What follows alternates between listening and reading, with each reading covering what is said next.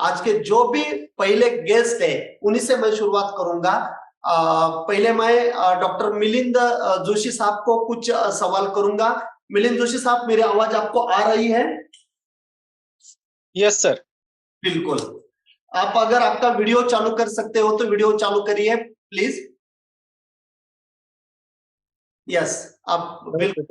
Light भी आपका यहाँ पे अच्छा है और आपकी आवाज भी आ रही है। तो अभी जो भी आपको आपके बारे में और हनीबी के बारे में जो भी आपको बोलना है, एक 2-3 मिनट में बोल दीजिए। बाद में मेरे पास आपके लिए 6 प्रश्न है, तो वो 6 प्रश्न मैं आपको बोलूंगा। तो जो भी एक 2-3 मिनट का आपका मैसेज है, वो मैसेज आप हमारे किसानों के लिए दे दीजिए। ठीक है सर। पहले तो मैं आपका शुक्रिया अदा करूंगा कि आपने ये क्रॉप प्रोडक्शन बढ़ाना है, फर्टिलाइजर यूज करना है, पेस्टिसाइड, लेकिन एक बहुत अच्छा टॉपिक आपने निकाला। हम लोग ये मानते हैं कि एग्रीकल्चर सेक्टर में अगर हमें फार्मर्स का नेट प्रॉफिट बढ़ाना है, नॉट ओनली इनकम, अगर उसका नेट प्रॉफिट बढ़ाना है यानी यील्ड भी बढ़ना चाहिए, इनकम भी अच्छा मिलना चाहिए और कॉस्ट भी कम से कम रहना चाहिए, तो जो 4 एलिमेंट हमें चाहिए, सीड है, प्लांटिंग मटेरियल है, फर्टिलाइजर, पेस्टिसाइड है, तो उसके साथ साथ 5th एलिमेंट जो है वो हनी बी है। अगर हम लोग बात करें पूरे प्रकृति में जो कोई एक ऐसी चीज है कि जिसको एक्सपायरी डेट नहीं है, तो वो है एक प्योर हनी। अगर हम एग्जांपल लें तो अभी भी इजिप्ट या कहीं पे अगर ममीज को देखा जाए तो ममीज के बाजू में हमें हनी की बॉटल रखी हुई मिलती है। वो जब से रखी हुई है तब से अभी भी सेम ही रहती है। तो इसीलिए अगर हम हनी बी का थोड़ा प्रिजर्वेशन करें, कंजर्वेशन करें, मैं खुद अभी 2012 से इसमें काम कर रहा हूँ, नियर अबाउट 10 ईयर्स से। और बहुत सी स्कीम्स भी अभी गवर्नमेंट ऑफ इंडिया से आ रही है कि जो एग्रीकल्चर में प्रोडक्शन बढ़ाने के लिए साथ साथ जो रूरल एरिया में रूरल यूथ है, ग्रामीण युवक है और महिलाएं जो है, उनको भी एक साइड बिजनेस वहां पे वो दे सकता है। तो इस हिसाब से हम लोग काम कर रहे हैं। बाकी ऑल ओवर इंडिया में जो AICRP प्रोजेक्ट है, उसका महाराष्ट्र का जो रिसर्च सेंटर है वो हम लोग यहाँ पे बारामती KVK में कंडक्ट कर रहे हैं। इसके अंडर जो काम कर रहे हैं वो ट्राइबल सब प्लान में हम लोग दे रहे हैं, नंदुरबार और गढ़चिरौली। अभी जो 10,000 एफपीओज वाला स्कीम चल रहा है उसमें महाराष्ट्र में 5 हनी एफपीओज सैंक्शन हुई है, जिसमें से 3 एफपीओज हम लोग बना रहे हैं। नासिक में एक बन चुकी है, सतारा में एक बन चुकी है, अभी गढ़चिरौली का काम चल रहा है। तो these are the things we are doing. मैं खुद एपी मोंडिया तुर्की में अटेंड किया था और एशियन एसोसिएशन ऑफ एपीकल्चरिस्ट जो होता है वो इंडोनेशिया में किया था। वहां पे बी कीपिंग, हनी, ये बहुत अच्छी तरह से एंटरप्रेन्योरशिप के लिए किया जाता है, एज ए बिजनेस किया जाता है। तो हमारे पास तो इतना क्रॉप डाइवर्सिफिकेशन है, क्लाइमेटिक कंडीशंस अच्छी है, तो जो जो किसान ये सोचते हैं कि मेरे पास छोटा सा खेत है, लेकिन आप एक हनी बी का बॉक्स रख के अलाइड बिजनेस, उस खेती से आने वाले इनकम से ज्यादा इनकम आप हनी बी से कमा सकते हैं, ये मैं कहना चाहूंगा सर। बाकी कुछ चीजें ऐसी है जो बोलना जरूरी है, तो मैं इसमें एक बताऊंगा कि जो पहले गाना हम देखते थे, रंगोली सीरियल जो आता था हर संडे, जहाँ डाल डाल पर सोने की चिड़िया करती है बसेरा, वो तब छोटे थे तब वो गाना पता नहीं चलता था सोने की चिड़िया कहाँ होती है। तो सोने के अंडे देने वाली मुर्गी का तो पता था, लेकिन सोने की चिड़िया जब ये काम करने लगे तब पता चला कि सोना मतलब जो अपना येलोइश गोल्डन जो अपना हनी है वो है, और उसकी जो चिड़िया है वो हनी भी है। लेकिन वो बाय मिस्टेक हमारी कुछ गलतियों की वजह से हम लोग उसका जो नेचुरल फौना है वो कम करते जा रहे हैं। जो 5 हनी बीज इंडिया में पाई जाती है जो ज्यादा यूजफुल होती है, उसमें से जो 2 हम डोमेस्टिकेट कर सकते हैं, एपिस सेराना इंडिका और एपिस मेलिफेरा, उनकी प्रजाति, उनका जो नेचुरल हैबिटेट है वो भी हम लोग कम करते जा रहे हैं। तो एक अच्छा टॉपिक आपने चुना है, इसलिए मैं पहले तो आपको कॉन्ग्रेचुलेट करना चाहूंगा sir. Thank you. Thank you so much sir. Doctor साहब ने बहुत अच्छी टेक्निकल इंफॉर्मेशन अभी शेयर करना चालू किया है। सभी जो भी अभी 750 अपने किसान इस वेबिनार में अभी तक ज्वाइन हो चुके हैं, मेरे आप सबको रिक्वेस्ट है, जैसे ही हर एक वेबिनार में आप नोटबुक और पेन लेकर बैठते हो, ऐसे ही आपको नोटबुक और पेन लेके बैठना है। छोटी छोटी चीज मिलेगी, लेकिन पॉलिनेशन के लिए जो हनी बी है या बी कीपिंग के लिए एज ए बिजनेसमैन आपको अगर एंटरप्रेन्योर करके कुछ व्यवसाय आपका चालू करना है, तो इसके लिए बहुत चीजें इंपॉर्टेंट है। तो सर, आपने बोला कि अलग अलग प्रजाति होती है इस हनी बी की, 5 प्रजाति आपने बोला, और उसमें से 2 प्रजाति है कि जो 2 प्रजाति अच्छी अपने यहाँ पे पाई जाती है और वहां से हम अपना हनी कीपिंग का बिजनेस कर सकते हैं। तो उसके बारे में थोड़ा सा और हमारे किसान भाइयों के लिए बताइए प्लीज। वैसे तो सर हनी बी की ज्यादातर प्रजातियां होती है depending on the country, state, climatic conditions.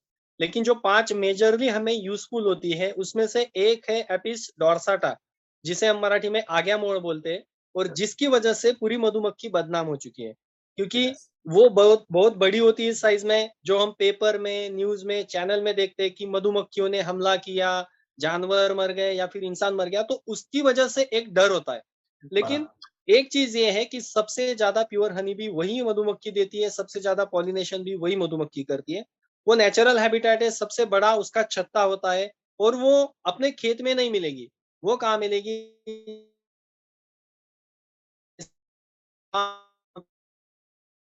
पायवीर बनाते थे, या फिर कोई दगड़ी जो चाल होती थी, जो बिल्डिंग होती थी। गांव में एक बड़ा सा पेड़ होता था, जो जिसे हम लोग बोलते थे कि गांव का जो एंट्री गेट होता था या फिर पेड़ होता था, पीपल या वड वाला, तो वहां पे वो रहते थे। ये एक प्रजाति हुई। दूसरी जो 2 प्रजातियां हैं, एपिस सेराना इंडिका, जिसे भारतीय या इंडियन बी बोला जाता है, और एपिस मेलिफेरा, ये यूरोपियन या इटालियन बी बोला जाता है। ये दोनों हम यूज कर सकते हैं। दोनों अच्छी तरह से पॉलिनेशन भी करते हैं, और हनी हार्वेस्टिंग के लिए ये दोनों बहुत ही ब्यूटीफुल है। इसमें एक ही ध्यान रखना है कि जो प्लेन एरिया है, जहाँ पे लैंड एलिवेशन जो है वो प्लेन है, वहां पे सबसे ज्यादा काम करेगी एपिस मेलिफेरा, जैसे कि प्लेन। और अगर आपका हिली एरिया है, आप डोंगर जो होता है या फिर पहाड़ी एरिया में काम कर रहे हैं, वहां पे रहते हैं, तो वहां पे एपिस सेराना इंडिका ज्यादा काम करती है क्लाइमेटिक कंडीशंस की वजह से। एपिस फ्लोरिया है, वो नेचुरली आपके अनार के बगीचों में आपको पाई जाएगी। और एक छोटी सी मधुमक्खी होती है, जिसे हम डंक विरहित, या जिसको यानी वो काटती नहीं है, एपिस, बराबर। मैं भी नाम भूल गया, ट्राइगुना। एपिस नहीं, ट्राइगुना स्पेसीज होती है। तो ये जो स्पेसीज है, हिमाचल में घरों घरों में ये पाई जाती है। ये हम पाल सकते हैं, लेकिन इसके लिए कोई पेटी या कोई हाइव नहीं होता है। ये बांबू या दरारों में रहती है। और इसका सबसे ज्यादा यूज जो होता है वो प्रोपोलिस के लिए होता है। वैसे तो हर एक मधुमक्खी आपको पहले तो हनी देगी, क्रॉप पॉलिनेशन करके देगी, प्रोपोलिस देगी, वैक्स देगी, लेकिन ये सबसे ज्यादा आयुर्वेदिक के लिए यूज होता है इसका, ट्राइगोना का प्रोपोलिस में। और बी वेनम भी आप इसमें से ले सकते हैं। तो मैं रिकमेंड करूंगा ये 2 स्पीसीज जो है, एपिस सेराना इंडिका और एपिस मेलिफेरा, ये हम यूज कर सकते हैं, और इससे अच्छा हनी हम हार्वेस्ट कर सकते हैं। ग्रेट। सर एक मिथ है, मुझे पता नहीं है कि यहाँ पे ये बोलना चाहिए या नहीं बोलना चाहिए, लेकिन फार्मिंग कम्युनिटी में ये प्रचलित है। इसलिए अभी जो आज्ञा मोहड़ आपने बोला कि जो बहुत ज्यादा काटती है, तो उनके जो छत्ते होते हैं बड़े बड़े पेड़ के ऊपर या बिल्डिंग्स होती है वहां पे होते हैं। बहुत सारे लोगों का मानना यह है कि जो फीमेल्स में 4 डेज का जो साइकिल होता है पीरियड्स का, तो उस टाइम अगर वो फीमेल उसके बाजू में चली जाती है तो वो उसको काटती है, ऐसा मिथ है या सही है? ये एजुकेशन किसानों को चाहिए, इसीलिए थोड़ा सा अगर इसके बारे में कुछ बात कर सकते हो तो प्लीज। सर एक्चुअली ये चीज बहुत बार सुनने को भी मिली, लेकिन इसका अभी कोई साइंटिफिक प्रूवन रिकॉर्ड नहीं है। हाँ, ये होता है, बहुत सी जगह होता है। मे बी जो स्मेल आता है, जैसे कि इंसेक्ट्स में होता है जो फेरोमोन रिलीज होता है, उसी तरह अगर कोई स्मेल ऑर्डर जो रिलीज होता है, कि जो उनकी या मधुमक्खियों की छत्तों में थोड़ी घबराहट पैदा करता होगा, उसी की वजह से यह सब होता है, ऐसा मैं भी मानता हूँ। लेकिन इसका कोई अभी तक साइंटिफिक अप्रूवल नहीं है। ओके। अभी ये जो मधुमक्खी, हम अभी तो पॉलिनेशन के लिए ही बात करते हैं और अभी सिर्फ हम अनार के बारे में ही बात कर लेते हैं। तो जब अनार के खेत में हम बॉक्स लाते हैं, तो एज अ साइंटिस्ट आप किसानों के लिए क्या बोलना चाहते हो कि वो बॉक्स लाने के बाद किस प्रकार के केमिकल इंसेक्टिसाइड्स का या कोई फंजीसाइड्स भी है, तो वो भी आप बताइए कि उनको 100% आप अवॉइड करिए, इनको इस्तेमाल मत करिए, ऐसा अगर कुछ है तो वो बता दीजिए प्लीज। सर मैं बात करूंगा एक एग्जांपल के साथ। 2015 में हम लोगों ने एशिया का, यानी पूरे एशिया का फर्स्ट प्रोजेक्ट अनार और जो प्याज है उसका जो सीड प्रोडक्शन लिया जाता है, उसके लिए किया था। इंडिया में फर्स्ट टाइम, महाराष्ट्र में फर्स्ट टाइम, बारामती एरिया में। इंदापुर तहसील, पुरंदर, बारामती और दौंड की जो पोमोग्रेनेट ग्रोइंग एरिया और ऑनियन का एरिया है, वहां पे हम लोगों ने काम किया। फार्मर्स को अगर आप पूछे, आप भी बहुत बड़े साइंटिस्ट है उसमें, अनार में अगर स्प्रे नंबर ऑफ स्प्रेज पूछे तो मिनिमम 40, 50, 60 तक है। बराबर। हम लोगों ने पहले तो हमारे छत्ते गवाए, डायरेक्टली हम लोगों ने पॉलिनेशन के लिए दे दिए, तब थोड़ा सबक मिला। फिर हम लोगों ने एक किया कि जब पॉलिनेशन के लिए फ्लावर रेडी हो रहा है या फिर फ्लावर ओपन हो रहा है, तब हम लोगों ने जब छत्ता उनको दिया या फिर बी हाइव दी, पहले तो 2 या 3 घंटे का प्रॉपर एक ट्रेनिंग दिया जाता है फार्मर को, या जो बंदा वहां पे मैनेजमेंट करने वाला है, किस साइड में उसका मुंह होना चाहिए, सूरज की पहली किरण उसके अंदर जानी चाहिए, अगर स्प्रे करना है तो किस तरह से करना है, अगले वाले दिन शाम को मधुमक्खियां वापस आने के बाद उसका दरवाजा बंद करना है, फीडिंग देना है, वगैरह वगैरह। तो ये सब चीजें हम लोग करते थे। हमारा इम्पैक्ट ये हुआ कि जो स्प्रेइंग्स एवरेज 50-52 हो रही थी, आईपीएम बेस्ड प्रोटेक्शन हम लोगों ने उनको अडॉप्ट करवाया, तो नंबर ऑफ स्प्रेज हुए ओनली 26 to 30, कि जिसमें माइक्रो एलिमेंट बोरॉन, कैल्शियम और माइक्रो एलिमेंट का स्प्रे ज्यादा था। इसकी वजह से एक हुआ कि प्रॉपर सेटिंग, एक ही बार सेटिंग हुआ, एक ही बार हार्वेस्टिंग हुआ, स्प्रे कम हुए, तो नेट प्रॉफिट फार्मर का बढ़ा। आपके क्वेश्चन का मैं आंसर दूंगा कि अगर यूज करना है तो पहले ये पता करें कि केमिकल का यूज करना जरूरी है या फिर बॉटनिकल से काम हो सकता है, बायोलॉजिकल काम हो सकता है, जैसे कि ईटीएल लेवल पे। इफ यू नीडेड, अगर आपको करना ही है केमिकल स्प्रे, तो दूसरे दिन सुबह आप जब स्प्रे करने वाले हैं तो अगले दिन शाम को जब मधुमक्खियां अपना काम करके वापस आ रही है, शाम को वो छत्ता जो है, वो दरवाजा जो है वो बंद कर देना है। उसके साथ ही आपको 1-2 दिन के लिए उसको फीडिंग दे देना है, वहां पे ऊपर जो शुगर जैगरी का हम मटेरियल बना के देते हैं वो दे देना है, ताकि 2 दिन वो दरवाजा बंद रहेगा, उसको फीडिंग भी मिलता रहेगा, जब तक आपके पेस्टिसाइड का वेटिंग पीरियड कम ना हो जाए। और मैं रिकमेंड करूंगा सर, सबसे ज्यादा आपने भी बात की, नियोनिकोटिनाइड जो है, इमिडाक्लोप्रिड, एसिटामिप्रिड, ये जरूरत होने पर ही यूज करें। आपका सेटिंग हो गया है, मधुमक्खी नहीं है, तभी आपको यूज करना चाहिए, अगर जरूरत है तो। ग्रेट सर, वाह, इतने जबरदस्त इंफॉर्मेशन दिया है। जो हमारे से गलती होती है, सर ने बोला है कि अगर आपने हनी बी की बॉक्सेस आपके खेत में रखी हुई है और अगर आपको केमिकल का स्प्रे करना है, तो पहले करना ही या नहीं करना ये डिसीजन लीजिए। अगर पेस्टिसाइड इस्तेमाल करना है तो आपके पास पहले 2 ऑप्शन होना चाहिए। एक है बोटेनिकल, मतलब ऑर्गेनिक, जैसे कॉम्बो 300 मैंने पहले ही बात किया है, और दूसरा होता है बायोलॉजिकल, जैसे एमबीवी 16 इसके बायोबिस कंपनी का है। उसके लिए अगर क्लाइमेटिक कंडीशन फेवरेबल है, जो पराग सर बाद में बात करेंगे, तो वो अगर इस्तेमाल करना है तो वो इस्तेमाल करिए, जो हनीबी के लिए कुछ भी डैमेज नहीं करते हैं। और तो भी अगर आपको केमिकल इस्तेमाल करना ही है, तो जो नियोनिकोटिनाइड है, इमिडाक्लोप्रिड है, थायोमिथॉक्साम है, एसिटामिप्रिड है, डेंटासू जैसा है, ये आपको इस्तेमाल नहीं करने हैं। जो सबसे ज्यादा यूरोपियन कंट्रीज में तो इनको बैन किया हुआ है, वहीं पे वो मिलते ही नहीं है, इतने सारे डेंजरस वो है। तो ये जो भी है उनको इस्तेमाल नहीं करना है। इसके बाद के जितने भी केमिकल आपको इस्तेमाल करना है अगर, तो आप हनी बी के बॉक्स का जो दरवाजा है, डोर है, उसको बंद कर दीजिए। जब वो शाम को उसके घर में चली जाएगी, दरवाजा बंद कर दीजिए, सुबह सुबह स्प्रे करिए, 2-3 दिन उसको खाना दे दीजिए, जागरी मतलब गुड़ का पानी या शुगर का पानी उसको दे दीजिए। और वो पानी देने के बाद आप उसको जिंदा भी रखेंगे, और ये जो पॉइजनिंग होने वाली है, ये पॉइजनिंग भी नहीं होने देंगे।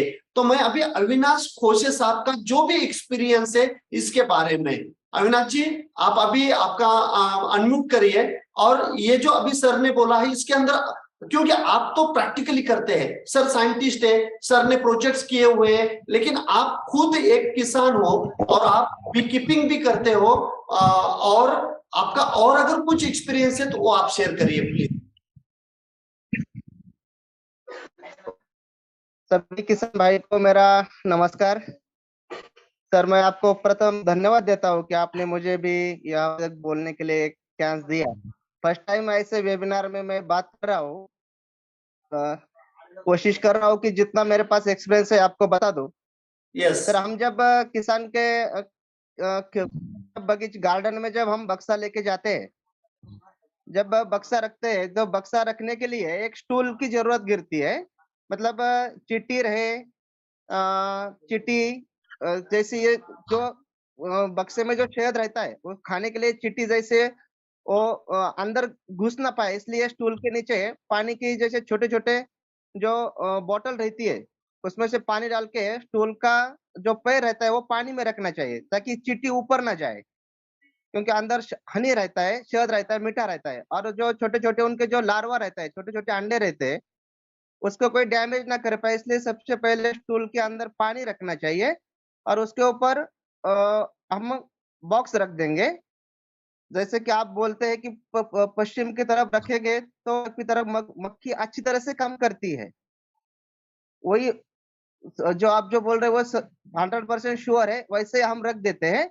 और जैसे हम रख देते हैं तो हम दूसरे दिन जो है उसको फीडिंग करते हैं। अभी जो सर ने बोला कि गुड़ या फिर शक्कर, मतलब आधा किलो शक्कर और आधा लीटर पानी वाटर, ये दोनों मिक्स करते हैं और बॉक्स के अंदर जो फीडर रहता है जिसमें से हम वो फीडिंग डालते हैं, जितना हम फीडिंग ज्यादा दे सकते हैं अनार के लिए, तो उतनी मक्खी बहुत तेजी से काम करती है। मतलब उसको जो टॉनिक मिलता है, अगर 8-8 दिन में हम वो टॉनिक लगा देंगे तो अच्छी तरह से आज के मौसम में भी और ठंड में भी मक्खी अच्छी तरह से बाहर आती है ग्रेट, उसमें। बढ़िया बढ़िया और अविनाश जी। आज के जी सर, और आज के जो महाराष्ट्र में ऐसा कंडीशन है, जो हरी चिड़िया रहती है जो मक्खी को खाती है, मतलब जैसे लाइट का जो तार, बिजली के जो तार रहती है, अगर कोई बगीचे में तार जाती है तो उसके ऊपर वो हरी चिड़िया बैठती है सर, जो पोपट के जैसी हरी हरी दिख रही है। वो मक्खी को ज्यादा पसंद करती है, वो खाती है सर। जब हमारी जो वर्कर बीज रहती है जो फूलों के अंदर जाके पोलन नेक्टर लाती है, तो उसको ऑटोमेटिकली हवा में कैच करती है। तो उसके लिए अभी महाराष्ट्र में अभी मेरे ख्याल से फरवरी महीने तक वो महाराष्ट्र में ज्यादा मिलती है, राजस्थान में तो अभी नहीं है। तो महाराष्ट्र के किसानों के लिए बोलना चाहूंगा जिन्होंने भी बक्से रखे हैं, अगर हरी चिड़िया मक्खी को खाती है तो हमको शाम को वो गेट बंद करना है जहाँ से मक्खी बाहर निकलती है, और सुबह 11:30 से 11:30 बजे के बाद तब तक वो जो हरी चिड़ी है वो बाकी के जो खेत में जो उसका खाना मिलता है, छोटे छोटे पतंग बितंग जो रहते हैं, वो खा के उसका पेट भर जाता है। फिर बाद में वो हम मक्खी का अगर गेट खोल देंगे तो उसके ऊपर हरी चिड़िया अटैक कम कर देती है।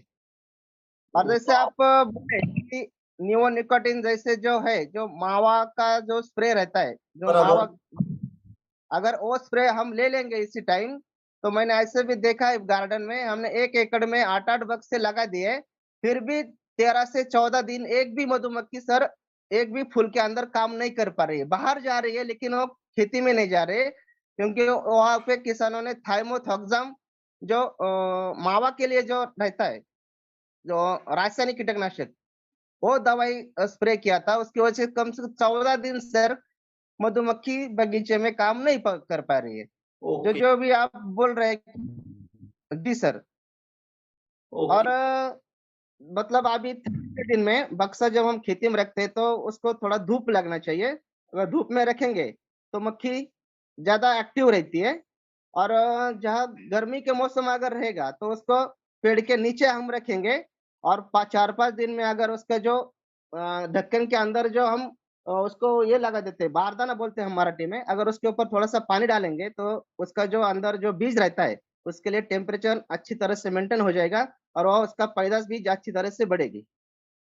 ग्रेट ग्रेट अविनाश जी, बहुत बहुत धन्यवाद आपका। मुझे सबसे ज्यादा तकलीफ होती है क्योंकि मैं अंबिया बहार का किसान हूँ, बहुत सारे किसान अभी अंबिया बहार के ही हैं, और इनके लिए बहुत इंपॉर्टेंट चीज आपने बोला कि जो हरी चिड़िया आती है, बी कैचर उसको बोलते हैं, ये सुबह सुबह ज्यादा होती है। 11 बजे तक अगर मधुमक्खी को बाहर नहीं आने देंगे तब तक वो दूसरे खेत में निकल जाएगी, क्योंकि उनको तो खाना है, उनको तो अपने जैसे स्टोर करके नहीं रखती है, तो वहां से निकल जाएगी। वो निकल जाने के बाद आप डोर खोल के आप हनी बी की एक्टिविटी आपके खेत में करिए। बहुत इंपॉर्टेंट चीज आपने बोला था, बहुत इंपॉर्टेंट लोगों के लिए ये मैसेज था आपका। Thank you so much. तो अभी अविनाश जी, आप एक एंटरप्रेन्योर है, एक उद्योजक है और बी कीपिंग का काम करते हैं, लोगों को आप बॉक्सेस भी देते हैं। और आपको मैं ये तो नहीं पूछूंगा मैं आप कितनी कमाई करते हो, लेकिन मुझे जो भी आपके बारे में पता है कि एक युवा खेती के साथ में अगर ऐसा कुछ बिजनेस करेगा जिससे किसानों का भी भला होगा और 2 रुपए उसको भी मिलेंगे, तो ये जो ट्रेनिंग, मैं अभी मिलिंद कुलकर्णी, सॉरी, मिलिंद जोशी साहब को प्रश्न पूछना चाहता हूं कि ऐसा कोई ट्रेनिंग मिलता है क्या, और ये बिजनेस स्टार्ट करने के लिए गवर्नमेंट से कुछ स्कीम है क्या? तो ये अगर आपके पास में कुछ इंफॉर्मेशन होगी तो जो भी युवा किसान है हमारे, उनके लिए अच्छा रहेगा। सर, हनी बी के साथ साथ अगर एंटरप्रेन्योरशिप करना है तो जैसे अविनाश सर अभी कर रहे हैं, हम लोग स्कीम का अलग अलग स्कीम इसमें है कि जिसमें ट्रेनिंग के लिए पहले तो कोई भी केवीके या जो पूना में हमारा सेंटर है CBRTI, central bee research and training institute, इसके साथ ही खादी ग्रामोद्योग मंडल जो है KVIC, KVIB, ये लोग हमें प्रशिक्षण या फिर ट्रेनिंग की पूरी जिम्मेदारी लेते हैं। इसके साथ ही अभी फिलहाल 2017-18 से हनी मिशन चल रहा है कि जिसमें 3 अलग अलग कंपोनेंट है, मिनी मिशन 1, मिनी मिशन 2 और मिनी मिशन 3। तो मिनी मिशन 1 में भी ट्रेनिंग जो है वो पार्ट किया जाता है। कोई भी एनजीओ की जो बी के लिए काम कर रही है, हनी बी के लिए, या उस एरिया का केवीके है, उस एरिया का कोई एग्रीकल्चर कॉलेज या रिसर्च स्टेशन है, या उस एरिया का बी कीपर है, ये सब लोग अपने एरिया में फार्मर्स के लिए, रूरल यूथ के लिए या फिर फार्म वुमन के लिए ट्रेनिंग का ऑर्गेनाइजेशन कर सकते हैं। इसके साथ ही इसमें जो सब्सिडाइज रेट पे बी हाइव्स और बी इंस्ट्रूमेंट्स भी कोई फार्मर अगर लेना चाहे तो वो ले सकता है। उसी के साथ स्टेट हॉर्टिकल्चर मिशन या MIDH जो है, mission for integrated development of horticulture, इसमें भी एक बी कीपर के लिए लगभग 50 बी हाइव्स परचेज करने का प्रावधान है, उसमें वो सब्सिडी प्राप्त कर सकते हैं। तो ये अलग अलग चीजें हैं कि जिसमें एक एंटरप्रेन्योर को ट्रेनिंग भी मिल सकता है और वो उसमें प्रोसेसिंग या हनी में काम भी कर सकता है। इसके साथ ही जो PMEGP है, यानी prime minister employment generation programme वाला, या फिर chief minister food processing scheme या prime minister food processing industry वाला स्कीम PMFME, कि जिसके लिए केवीके पूरा स्टेट का काम कर रहा है, इसमें माइनर फॉरेस्ट प्रोडक्ट में भी हम हनी या माइनर फॉरेस्ट के जो कुछ फ्रूट्स है, आंवला वगैरह, उसका प्रोसेसिंग हम लोग कर सकते हैं। इसके लिए 35% सब्सिडी फार्मर्स को है। अगर इंडिविजुअल करना चाहे, अगर वो APO या फिर SHGs के साथ करना चाहे तो more than up to 3 CR, 3 crore तक का उसमें प्रावधान है एक बड़ी कम्युनिटी के लिए, APO के लिए। तो मैं सोचता हूँ कि अगर हम इन चीजों का यूज करें तो एक अच्छा cluster based organisation, training centre वगैरह हम लोग कर सकते हैं।